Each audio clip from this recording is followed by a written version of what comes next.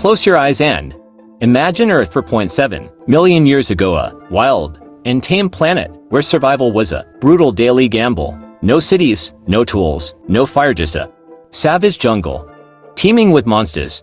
Our ancestors weren't humans yet, they were hominins, ape-like creatures fighting against impossible odds to stay alive. How did these small, defenseless beings find food, dodge predators twice their size, and endure a world that wanted them dead? This is the untold dawn of humanity, a story of raw courage that echoes American tales of resilience, like Rosewood's refusal to be erased.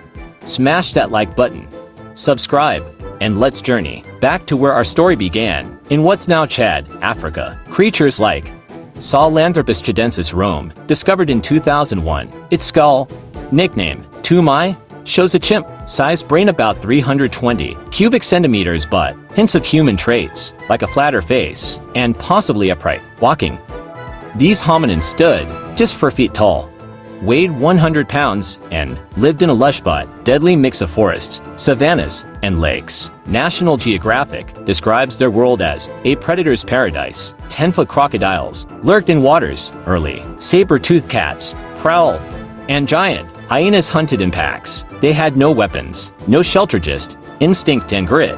Yet, they survived, laying the roots for every human today, from New York to Los Angeles. Their fight against extinction mirrors the determination of communities who refuse to fade, like those in Rosewood. Fossils from Chad's Giraffe Desert, found by Michel Brunet's team, tell us they were no ordinary apes. They faced a world where one wrong move meant death, yet they kept going. How did they pull off this miracle of survival?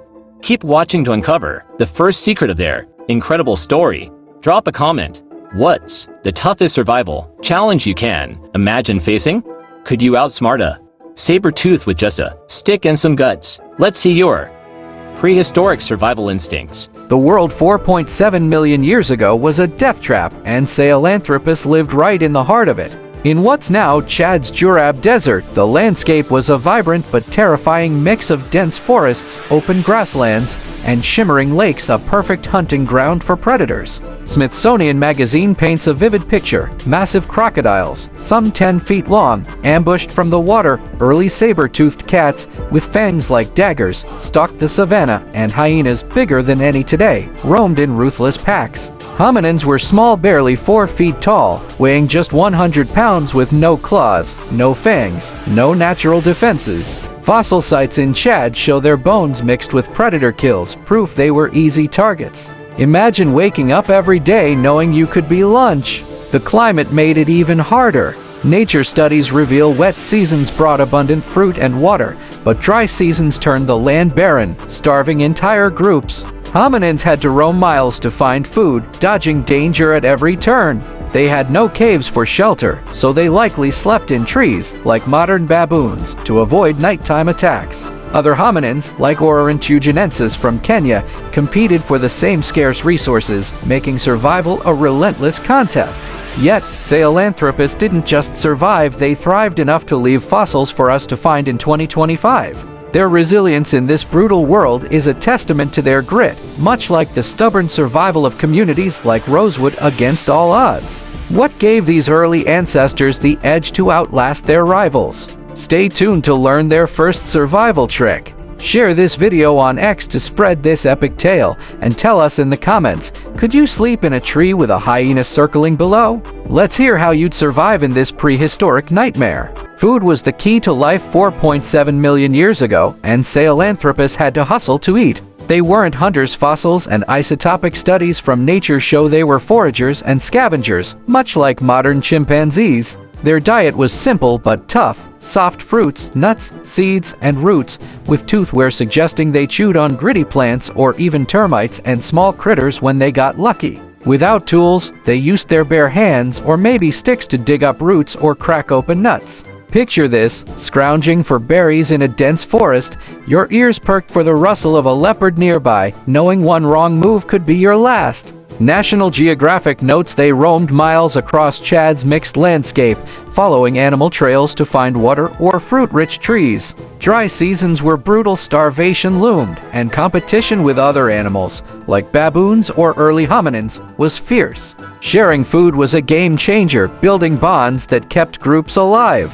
Fossils suggest they memorized where to find seasonal plants, a sign of early intelligence that set them apart. But every meal was a gamble. Fossil bones from Chad bear bite marks from crocodiles and big cats, showing that foraging meant risking death. They had to be quick, clever, and lucky to eat and run back to safety. Their determination to find food in this hostile world mirrors the resilience of communities like Rosewood, who rebuilt after destruction. How did they avoid becoming a predator's snack while foraging? Keep watching for their next survival strategy. Hit that bell icon so you don't miss the next part, and drop a comment. Could you survive on a diet of bugs and roots? Let's see if you've got what it took to live like our earliest ancestors. How did tiny, defenseless hominins like Sahelanthropus outsmart a world full of killers? The answer lies in their groups. Smithsonian research suggests they lived in small bands, maybe 10 to 20 strong, similar to modern ape troops.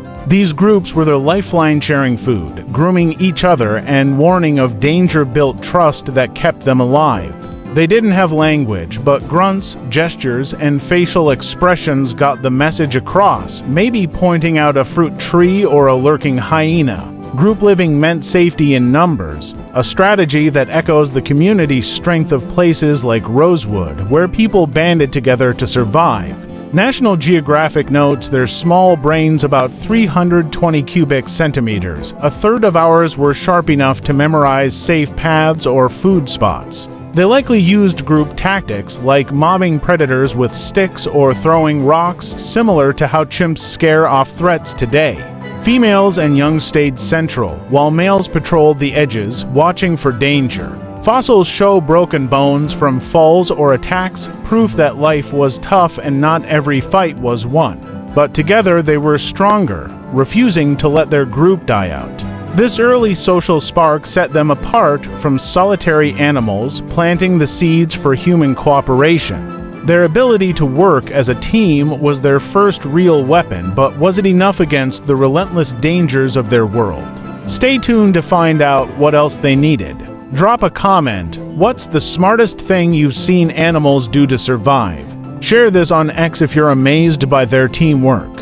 One of the biggest debates about Sahelanthropus is whether they walked upright. The To-My skull, found in 2001, has a base that nature suggests could indicate bipedalism, but it's hotly debated. Some say they were still tree climbers like apes. If they did walk on two legs, it was a game changer. National Geographic explains that bipedalism freed their hands to carry food, signaled danger, or even wield sticks, while letting them see over tall savanna grass for predators. Their gait would have been clumsy, like a toddler's, not a smooth stride. They likely still climbed trees for safety, blending ape and human traits in a world where versatility was key.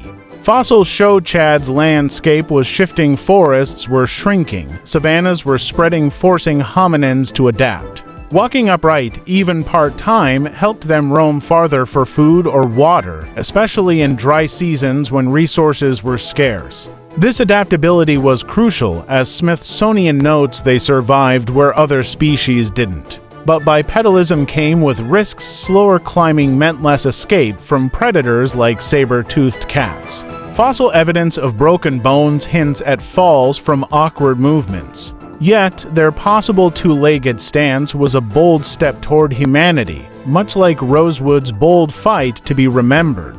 How did this change their survival game? Keep watching for the next piece. Tell us in the comments, would you rather climb trees or walk upright in a predator-filled world? Hit that share button on X to spread this epic story. Predators ruled the world for 0.7 million years ago, and Sahelanthropus was squarely on the menu. Fossil sites in Chad's Jurab Desert show hominin bones with bite marks from crocodiles, early saber-toothed cats, and giant hyenas. At just 4 feet tall and 100 pounds, they had no natural defenses, no claws, no speed. So how did they survive? Smithsonian suggests they relied on clever group tactics like mobbing predators with sticks or throwing rocks. Similar to how modern baboons fend off leopards, they likely slept in trees at night, high above danger, using their agile, chimp-like bodies to climb. During the day, foraging meant constant vigilance. Group members took turns watching, while others ate or drank. Their small brains were sharp, enough to spot subtle signs, like a rustling bush or fresh predator tracks. National Geographic notes they memorized safe routes to avoid ambush zones, a sign of early intelligence. But mistakes were deadly. Fossils show fractured skulls and limbs, likely from attacks or falls while fleeing. Their group strength and awareness gave the man edge, refusing to let predators wipe them out. Much like rosewood's defiance against erasure, still, survival demanded more than just smarts and teamwork. What else kept them alive in this brutal world? Stay tuned to find out. Drop a comment. How would you fend off a saber-toothed cat with just a stick? Share this on XF. You're blown away by their survival skills. The climate for 0.7 million years ago was a roller coaster, and Sahelanthropus had to adapt or die. Nature studies show Africa's landscape was shifting. Dense forests were shrinking, open savannas were spreading, and lakes were drying up in harsh seasons. Wet months brought abundant fruit and water, but dry seasons turned the land into a barren trap, starving entire groups. Fossils suggest hominins roamed farther for food, competing with other species like Oran, Tuganensis, or even baboons for scarce resources. They're possible bipedalism, though debated. Let them cover more ground, carrying food too. Share with their group. National Geographic notes their diet fruits, roots, nuts, maybe insects required. Strong jaws, as toothware shows. Without fire, everything was eaten raw. Tough to chew and digest. They likely used proto-tools like sticks to dig roots or fend off predators. A hint of the tool-making that would define later hominins. Social bonds grew stronger as they shared the struggle, a key to survival in a world where one bad season could wipe out a group. Smithsonian says their adaptability let them outlast rivals. Much like rosewood survivors, rebuilt after destruction, but every step was a risk. Fossils show signs of malnutrition and injury. What pushed them to keep going? Keep watching for the next chapter. Tell us in the comments. Could you adapt to a world without grocery stores or fire? Hit that bell icon to stay with this prehistoric saga. Sahelanthropus wasn't human, but they planted the seeds for us. Their small brains, 320 cubic centimeters, a third of ours, sparked early intelligence, like memorizing food spots or signaling danger with gestures. Smithsonian says their group living and food sharing built trust, a foundation for a human society that echoes the community strength of rosewood survivors. Possible upright walking, though debated, set them apart from apes. Freeing hands for carrying or signaling. Fossils show they survived harsh climates and predators, passing traits too. Later hominins like Ardipithecus and Australopithecus. Their resilience in a brutal world was no small feat. Every day they avoided extinction was a victory. National Geographic suggests their social bonds became our cooperation. Their foraging, our problem solving. They weren't building cities, but their survival strategies laid the groundwork for human ingenuity. From stone tools to skyscrapers in Chad, their bones lie alongside those of extinct animals, proof of their grit in a world where most species vanished. Their story is a testament to refusing to die, a trait we see in modern tales of survival across America. How did these early steps lead to us? Stay tuned for the bigger picture. Drop a comment. What human trait do you think started first, teamwork or smarts? Share this on XF. You're amazed by our ancestors' fight. The survival of Sahelanthropus 4.7 million years ago was just the beginning of a long road to humanity. Their group living, adaptability, and possible bipedalism paved the way for later hominins like Ardipithecus, who appeared 4.4 million years ago, and Australopithecus, like the famous Lucy,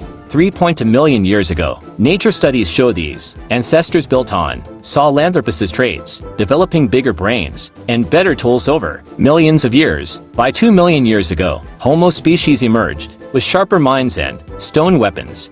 Sahelanthropus's social bonds became our complex societies. Their foraging led to our problem solving, and their resilience carried us to every corner of the globe. Fossils from Chad show they outlasted rival species by working together, a trait still vital in American Stories of survival, from frontier settlers to Rosewood's descendants. In 2025, paleoanthropologists are still digging in Chad and Ethiopia, hoping to find more clues about these early ancestors. Every fossil is a piece of our origin story, showing how we went from vulnerable hominins to builders of civilization. Their fight against extinction was the spark that lit humanity's fire. What's the final piece of their legacy? Keep watching to find out. Tell us in the comments, what's the oldest human ancestor you've heard of? Hit that share button on X to spread this epic tale.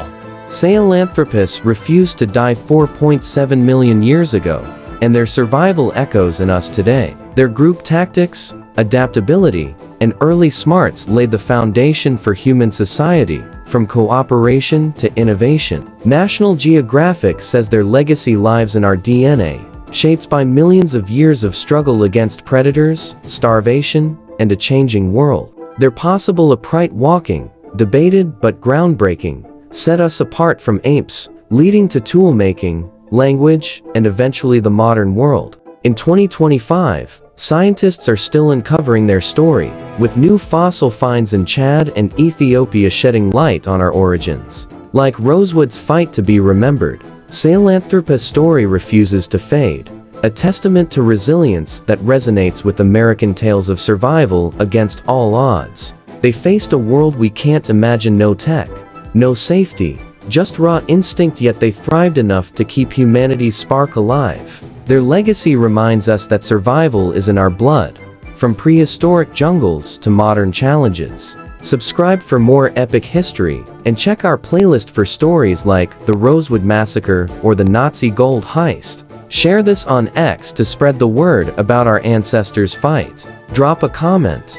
What skill would you need to survive 4.7 million years ago? Teamwork, smarts, or sheer guts? Thanks for watching, and we'll see you next time for another untold slice of history that shaped who we are.